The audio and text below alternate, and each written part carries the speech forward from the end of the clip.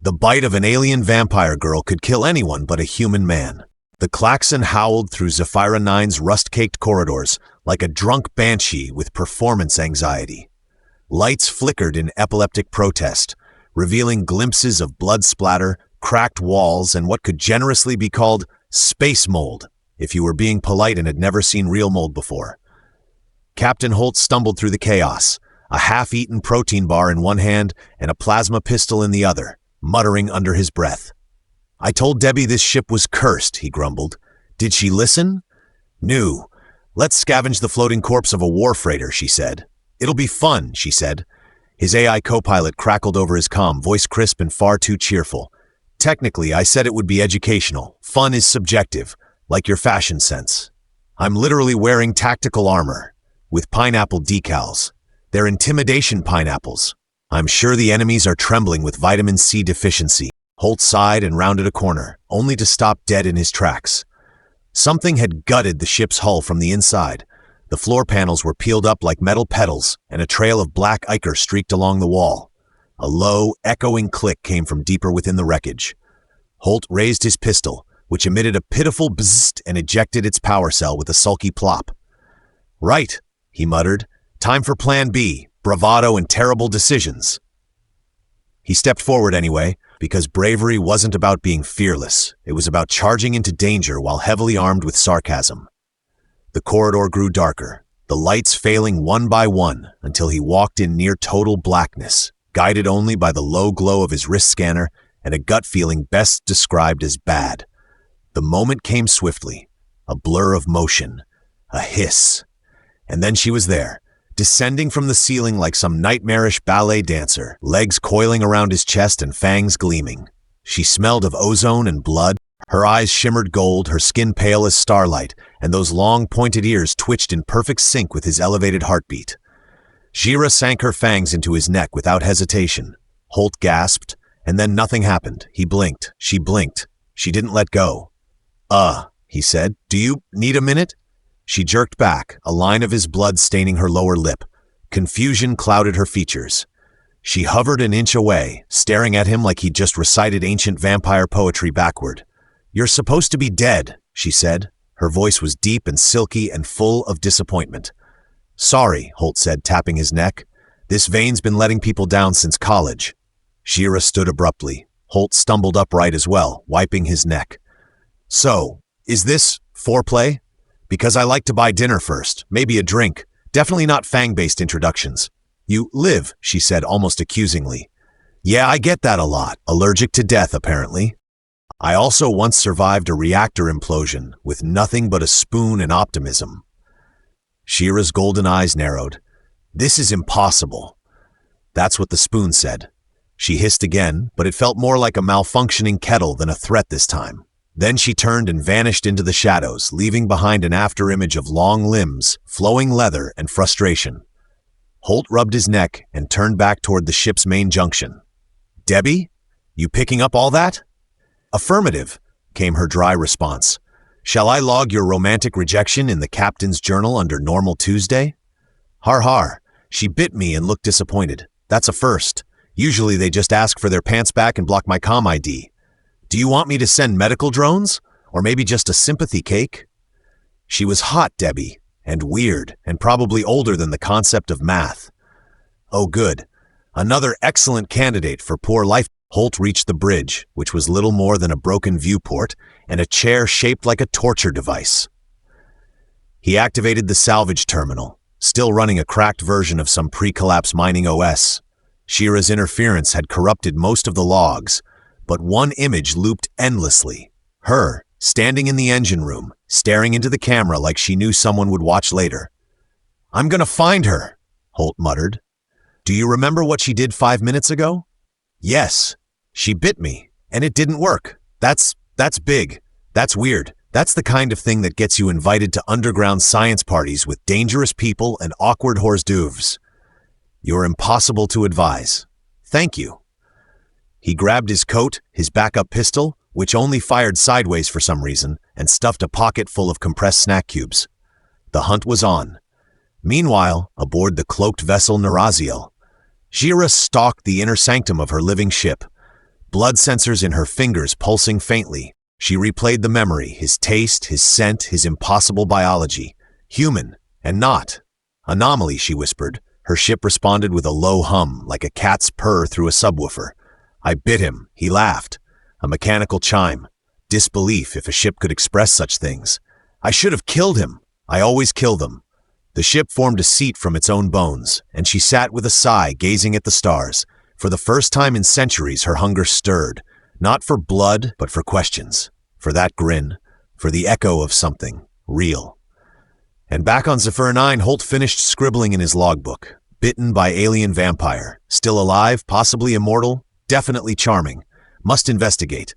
Also, ask Debbie to invent anti-fang neck spray, and maybe start lifting weights. My dignity can only take so much. Captain Holt stood shirtless in front of the medbay mirror aboard his ship, the Debrief, tilting his neck and squinting at the twin puncture wounds with all the seriousness of someone trying to diagnose a rash with a spoon and a dream.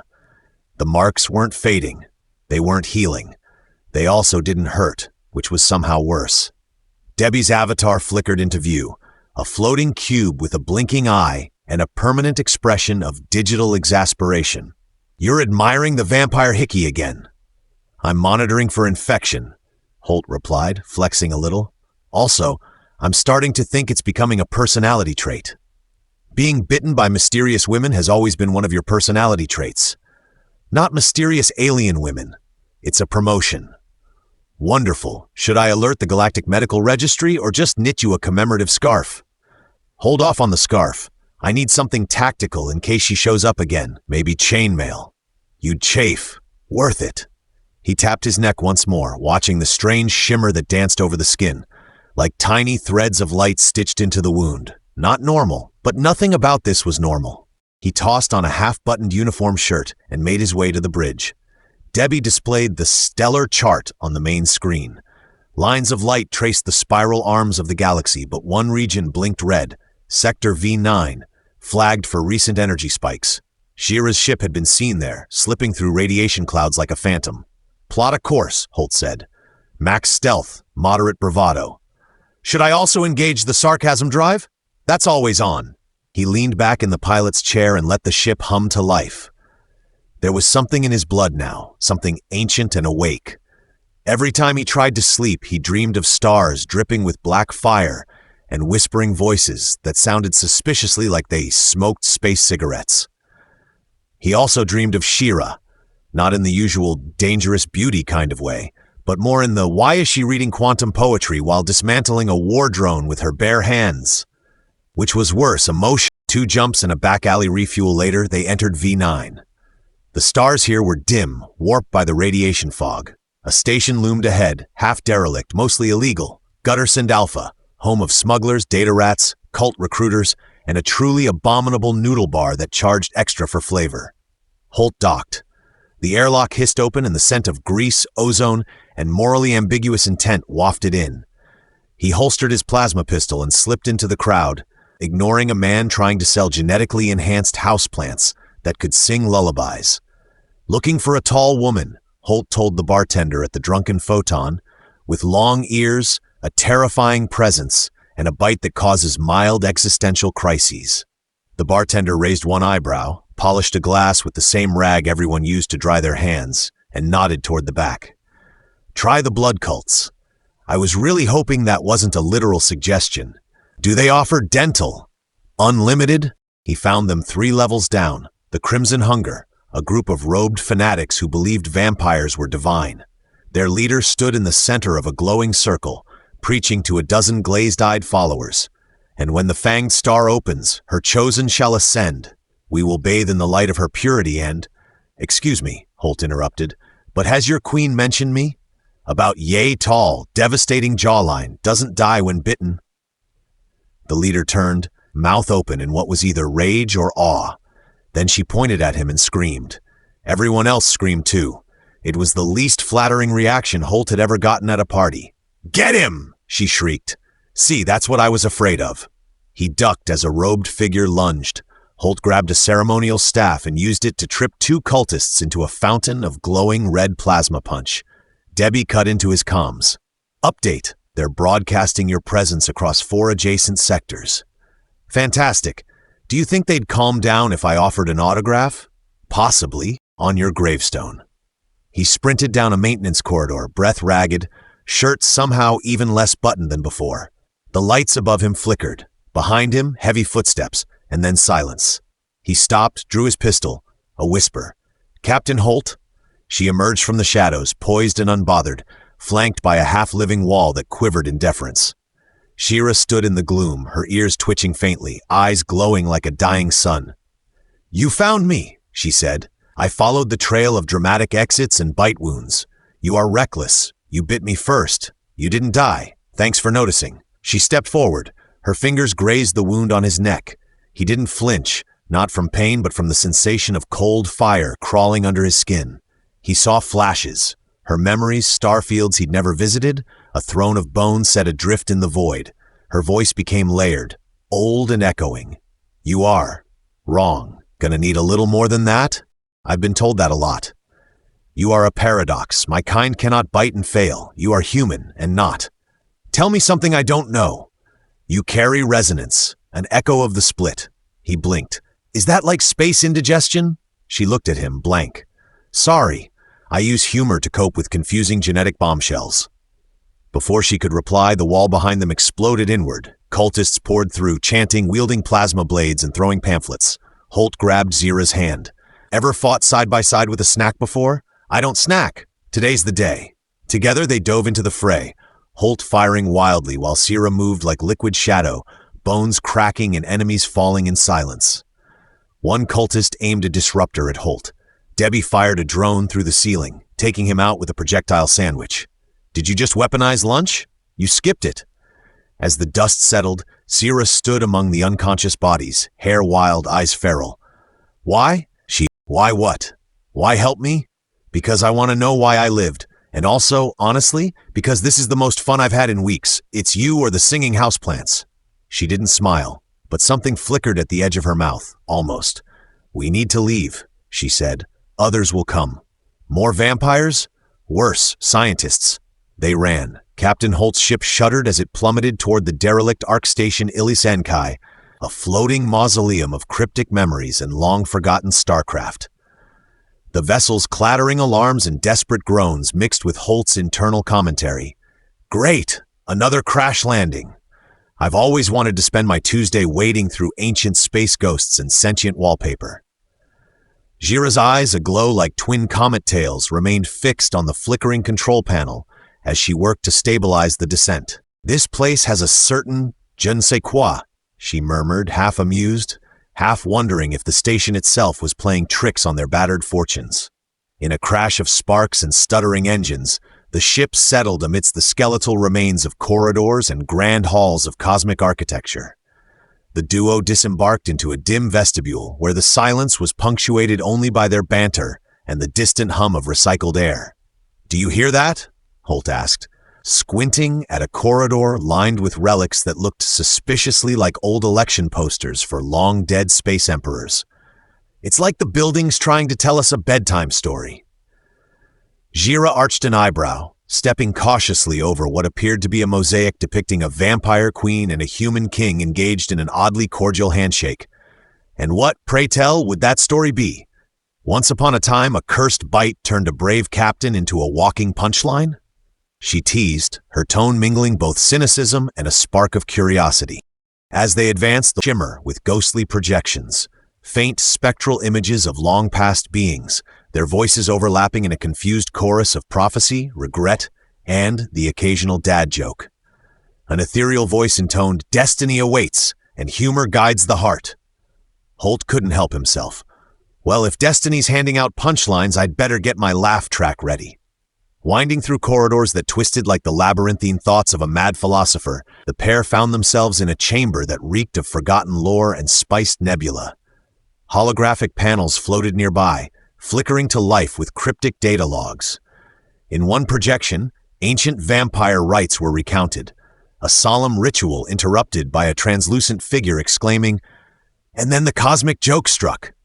The images danced around them, weaving a tapestry of a species that once ruled the void with a blend of terror and witty repartee. Xira paused before a panel displaying the faded inscription of a blood call, a signal meant only for the Voidborn elite. "This was our signal," she said quietly, the irony not lost on her. "A call to arms that now sounds more like a cosmic open mic night." Holt approached, his eyes twinkling behind a haze of disbelief and amusement. "I never thought a vampire queen would have taste in humor," he remarked, "but I guess even immortals can appreciate a good pun." Their exploration, however, was soon interrupted by the sudden activation of long-dormant security protocols. Mechanical sentinels, gaunt skeletal constructs with flickering neon eyes, rose from recesses of the station. With fluid, almost reluctant motions, they advanced towards the intruders. "I always wanted to see vintage death robots in action," Holt quipped as he holstered his plasma pistol, which now hummed with an impatient energy. Xira's lips curled into a wry smile. "Just try not to embarrass me in front of these relics, Captain." The sentinels' clattering steps echoed as they began to encircle the pair, and the ancient voice returned with a mocking cheer. "Defy destiny if you dare." Holt and Xira fought in tandem, their movements a curious blend of instinct and playful improvisation. Plasma bolts ricocheted off the ancient stone, while holographic logs flashed comically animated reaction icons overhead. At one point, Holt managed to distract a sentinel by dangling a datapad displaying a looping meme of a disgruntled cosmic cat. "Even dead robots can't resist cat videos," he muttered. Xira countered with acrobatic finesse, disarming one automaton with a spin and a sharp remark. "You know, for a ghost in the machine, you're terribly bad at telling jokes." Their combined efforts turned what could have been a grim skirmish into a ballet of absurdity, leaving the mechanical attackers malfunctioning in fitful giggles of electronic static. As the last sentinel collapsed into a harmless heap of sparking wires, Holt leaned against a wall and exhaled a long-held laugh. "Now there's a situation I didn't see coming," he said, adjusting his gear and rubbing a lingering bruise. Xira stepped closer, her gaze softening amid the disarray. "Perhaps this place is trying to remind us something, that even in the depths of ancient despair, humor keeps the darkness at bay." Their eyes met in a silent, shared recognition that destiny had dealt them an odd, perhaps fated hand, one where cosmic absurdity and a spark of romance simmered together in the quiet corridors of a forgotten station among the stars. Captain Holt stared at the scanner readout like it owed him money. "According to this, the planet is mostly volcanic ash, fungal storms, and what appears to be a legally unclassified species of worm that hums show tunes." Debbie replied with a click of her processor. "Welcome to Lixtau. Population, poor choices, and desperate smugglers." Holt leaned back in the pilot's chair, one boot kicked up on the console. "So a step up from last week's vacation on Meteor Crater 47, where the locals believed mayonnaise was a spiritual relic. Only because you started the mayonnaise cult. I just said it was tangy and mysterious. They did the rest." Xira stood behind him, arms crossed, ears twitching as she examined the descent trajectory. "We don't have time for detours into culinary theology. The blood cults will come back and the cradle is closer than ever. I can feel it. My lineage hums with its signal." Debbie's hologram rotated midair. "Does your lineage come with a mute button?" "No." "Unfortunate." As the ship dipped into the upper atmosphere of Lixtau, lightning arced across the sky like angry punctuation. The ground below was cracked and trembling, fungal towers oozing bioluminescent goo into the air like drunken fireflies. Holt guided them to a landing pad that looked approximately 17% stable. "Everyone, make sure your tray tables are locked and your existential fears are stowed," he announced. "We may experience mild turbulence, harsh judgment from locals, and spontaneous betrayal." They stepped out into the smoggy air, which smelled like old socks and ambition. A group of armed smugglers greeted them, greeted Xira, and immediately offered her something called Radiant Fang Wine. She politely declined and redirected them to Holt. "Do I look like someone who drinks anything with the word fang in it?" he asked. "You look like someone who accidentally drank rocket coolant once," Xira replied. "That was one time and it sparkled." They made their way through the bustling underbelly of Lixtau, dodging vendors selling illegal memory chips, bootleg AI upgrades, and something Holt swore was just a raccoon in a trench coat. Eventually, they reached the lab, a hidden facility built into the side of a glowing cliff, operated by a former blood biologist named Dr. Solvax who owed Xira a favor. "You brought him?" Solvax said, adjusting his triple-lensed visor while glaring at Holt. "He smells alive." "I get that a lot," Holt said. "It's the after." They entered the lab, which was equal parts clinic, data vault, and industrial espresso bar. Xira reclined as Solvax began running a full bioscan on Holt, whose results immediately caused the monitors to flicker and the coffee machine to implode. "Well," Solvax said, blinking, "you're not entirely human." "I knew it," Holt muttered. "Mom always said I was special." "You have dormant void-born markers," Solvax continued. "Genetic sequences that predate the vampire-human divergence. You're blended, a bridge." Debbie pinged an alert. A cosmic smoothie. Xira stood suddenly, as if something inside her had just snapped into place. "That's why my bite didn't kill you. Your blood isn't just resistant, it's compatible. You were meant to be the joining of the two kinds." Holt raised a hand. "Okay, but before we get carried away, I'm still just a guy who once lost a bar fight with a vending machine." "You're also the key to the cradle," Xira said. "Your blood could wake it, or end it." Solvax looked alarmed. "You can't seriously be thinking of going to the core. The vampire warlords will sense it. You'll have every ancient, half-rotted ego chasing you through hyperspace." "That's nothing new," Holt said. "That pretty much describes my exes." Xira turned to him, her expression unreadable. "Do you trust me?" "Only when you're not biting me." She reached out and touched his hand. "Then trust me now."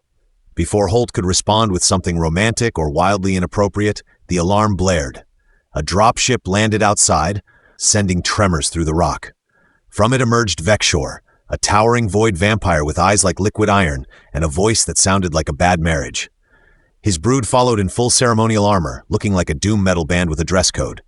"Xira," Vexor called, stepping into the lab like he owned the dirt it stood on.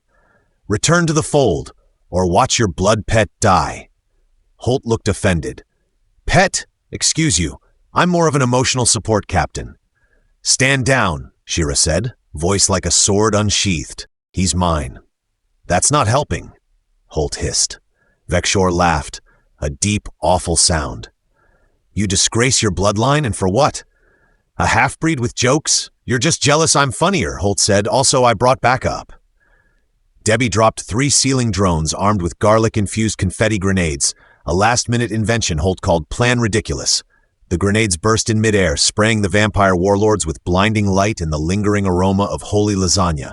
Vexor screamed. "Retreat!" he bellowed. "It burns! Why does it smell delicious?" Xira launched herself at him, her movements a blur of grace and fury. They fought in a storm of strikes, claws, and teeth. Holt jumped in and accidentally tripped over a chair, knocking over a barrel of biofuel that set Vexor's cape on fire. "Sorry!" he shouted. "Not intentional, but also not unhelpful." Xira drove Vexor to his knees.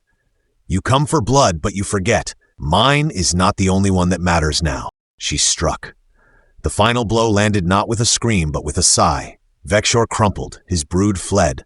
Silence returned. Then Holt fainted. He woke up with Xira watching over him, her hand in his, the cradle glowing on the display behind her. "You bit me again, didn't you?" he groaned. "Just a little, reflex." "I should start charging you rent." She smiled, actually smiled. They set course for the core, together. The cradle loomed ahead, a massive, half-living construct suspended in the gravitational grip of the galactic core. It pulsed with slow, deliberate light, like a heart deciding whether to wake up or roll over for another 1,000-year nap. Holt stood at the viewport of the debrief, arms crossed, jaw tight, trying to look brave while chewing a mint he found in his jacket pocket. On a scale of 1 to doomsday, how bad is this going to be? Xira's reflection joined his in the glass. Somewhere between ancient rebirth and catastrophic cosmic enlightenment. Possibly both. Also, it may ask riddles. Riddles I can do. It's the apocalyptic stuff I usually leave for after lunch. Debbie chimed in. Sensors indicate the cradle systems are responding to your proximity, Captain. Also, it appears to have sent a greeting. The hollow display flickered to life. An elegant, shimmering script scrawled across it. Welcome home. Please disrobe and prepare for assimilation. Holt blinked. That escalated quickly.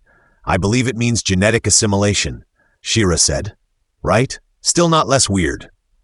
They docked. The cradle opened like a blooming flower of crystal and bone, its petals forming a corridor that welcomed them without a sound. As they stepped inside, Holt felt his blood vibrate, like it was tuning itself to an ancient song only it could hear. The hallway led to a central chamber shaped like a double helix. In the middle stood an interface, humming with light and ancient hunger. A voice echoed. "Designation, Crux 9. You have returned." Holt raised a hand. "Hi, yes, it's me, Captain Holt. Also apparently a failed science experiment turned galactic key. Correction, not failed, survived." "Well, I do try," the voice continued. "Initiate convergence, merge lineages, restore balance." Xira stepped forward. "He can't do it alone. He needs choice, will. We are not relics." "You are fragments," the cradle replied. "This is integration." "I vote we don't get integrated by a talking fossil," Holt said. "Debbie, you still with us?" "Loud and clear," she replied. "Also, the cradle just tried to sync with me. I declined, politely." Holt touched the interface. A burst of memory flooded him. Xira's people, the split from humanity, the attempt to reunite through engineered vessels. Him. All of it designed, calculated, cold. But what he had wasn't cold. It was messy, chaotic, full of jokes, near-death experiences, and at least 3 kinds of improvised grenades. He wasn't just a product. He was a person. "I don't want to merge," he said. "I want to connect. There's a difference." Silence. Then, define connect. He looked at Xira. "We live. Together. We figure it out, one weird, confusing step at a time." Xira nodded. "We choose to be the future, not because of your design, because of us." The cradle pulsed. Acknowledged. The light faded, the chamber dimmed. Something vast and ancient sighed, not defeat, release. The machinery powered down. Outside, the stars shifted. The gravitational tides eased. The cradle didn't explode, assimilate, or even insult them. It simply let go. Back aboard the ship, Holt collapsed into his chair. "So, we didn't save the galaxy," he said. "No," Xira replied. "We just gave it a chance. I'll take it." Debbie spun up a playlist titled "You Weren't Assimilated, Party Mix Voller 3. "So," Holt asked, turning to Xira, "what now? You want to settle down? Find a nice asteroid? Open a blood-free smoothie bar?" "Possibly," she said. "But first, I want to visit Earth and meet your mother." Holt paled. "Okay, that's the scary part. I've already sent her a message." She responded with 3 heart emojis and a garlic emoji. Classic mom. They jumped to hyperspace. Later, Holt opened his personal log. Captain's log, final entry. Not dead, not immortal, somewhere in between. Fell for a vampire, got bitten, didn't die, stopped a galactic relic from rewriting biology with questionable consent. Still processing. Note to self, buy garlic in bulk. Not for protection, for her spaghetti. It's actually amazing. He shut the log, leaned back, and smiled as the stars blurred by. And somewhere far behind them, the cradle slept, finally content to let the future right itself.